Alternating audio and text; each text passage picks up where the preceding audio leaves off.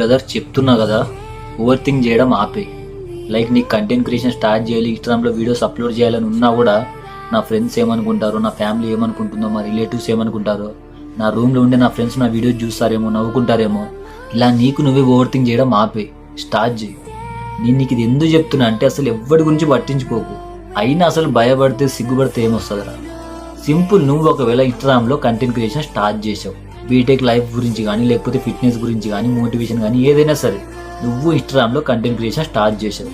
So 1 year తర్వాత నీకు 40K 50K followers ఉన్నారు. సో నిన్ను బయట కొందరు చూసి గుర్తుపడుతున్నారు, నీతో మాట్లాడుతున్నారు, నీ ప్రమోషన్స్ వస్తున్నాయి, నువ్వు ఇన్స్టాగ్రామ్ నుంచి మనీ ఏం చేస్తున్నావు అనుకో. అప్పుడు నువ్వు థింక్ చేసిన నీ ఫ్రెండ్స్, నీ ఫ్యామిలీ, నీ రిలేటివ్సే ప్రౌడ్గా ఫీల్ అవుతారు. ఇది రియాలిటీ. సో నువ్వు చేయాల్సిన ఫస్ట్ థింగ్ ఏంటి, నువ్వు ఓవర్కమ్ చేయాల్సింది ఏంటి అంటే నీ భయం, నీ సిగ్గు, ఈ 2 వదులుకోవాలి. భయాన్ని, సిగ్గుని ఎప్పుడైతే వదులుకుంటావో అప్పుడే నీ గ్రోత్ వస్తుంది, సక్సెస్ అవుతావు, డబ్బులు కూడా ఏం చేసుకుంటావు. మళ్ళీ చెప్తున్నా, ఎవడో ఏదో అనుకుంటాడని ఓవర్ థింక్ చేసి నీకున్న ప్లాన్ని, నీకున్న డ్రీమ్ని ట్రై చేయకుండా అక్కడే ఆగిపోకు.